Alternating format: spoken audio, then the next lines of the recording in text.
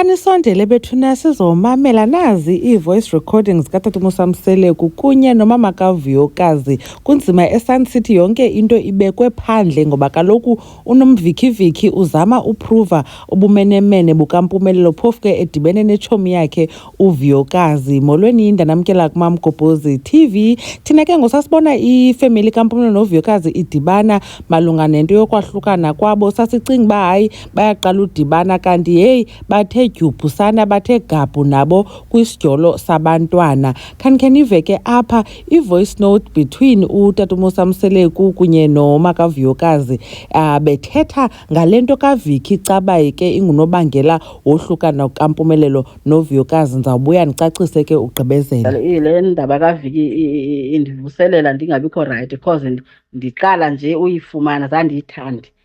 So uMpumelelo udeep noVicky uyayazi ngolu hlobo uyibona ngalo wena ayingathi ngoku ufuna uyitwista ize ingathi uVuyokazi une-history noVicky. uVuyokazi akamazi uVicky kodwa kaVicky ndiyayiphuma. uMpumelelo makakuxelele inyani ngoVicky, andifuna uvula umlomo wam. uMpumelelo uyayazi indaba kaVicky, makangadlali u-hide and seek because andizoyithanda loo nto leyo. Into mina engiyisho ukuthi uyathanda ukuthi athumelele mina kanti ngimdala ngikhathazwa yileyo nto.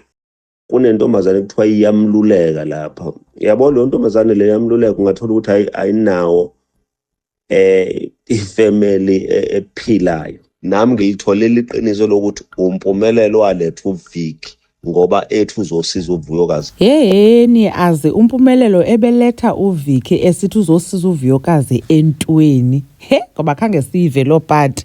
Mamelani ke bethunani yonke lento ke njengoba kudlalwa le voice note nje caba uMpumelelo yena uthe wafumana i-instruction from umama kaVuyokazi uba asuse uVicky kuVuyokazi okanye asuse uVuyokazi kuVicky because uVuyokazi ulantuka ucetyiswa okanye unetshomi nguVicky eyi-bad influence kuye esithi loo nto yayisuka kumama kaVuyokazi. Yavela ke ngoku inyani ngokuba hayi uMpumelelo uyaphosisa nguye Mpumelelo owaxelela utatakhe uTata Musamseleku ngoVicky uba kukho intombazana enguVicky eyi-bad influence kuVuyokazi emthelelayo nje uTata Musamseleku esithi kungenzeka uVicky akasuki kwikhaya eli-right njengoba nje sebhizi ecebisana noVuyokazi. Now bendingenayikholelwa nam le part yoba ngumama kaVuyokazi oye wathetha mhlawumbi noTata Musamseleku uba makususwe uVicky kuVuyokazi because umama kaVuyokazi sasimbonile kwakusaqala le season 2 wezingane zesithembu uba akamtyi ncam uMpumelelo udikiwe into kaMpumelelo noVuyokazi. So ebengenawuze ade athi makususwe umntu kuVuyokazi kuba uyi-bad influence kwinto ye-relationship yakhe noMpumelelo ngoba besimva uba sedikiwe into edibene noMpumelelo. uTata Musamseleku ke yena ke siyayazi uba uMpumelelo yonke into yakhe yesidyolo u-involved kuye wade wathi umayeni nguye imento yakhe. So nguye oyi-mastermind kuzo zonke ezi zinto zikaMpumelelo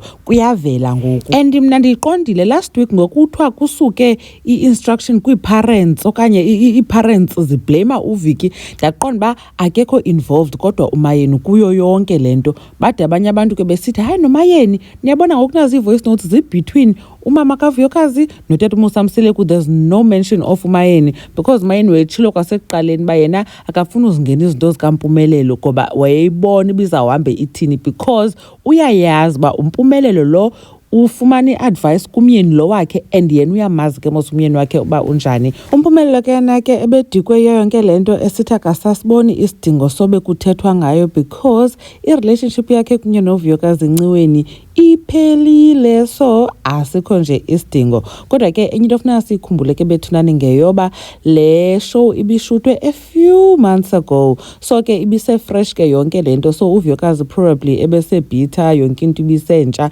Khanikhe nitsho ke nake banicinga ntoni ngayo yonke le nto. uMam Gqobhozi uyanibona kwividiyo elandelayo. Bye.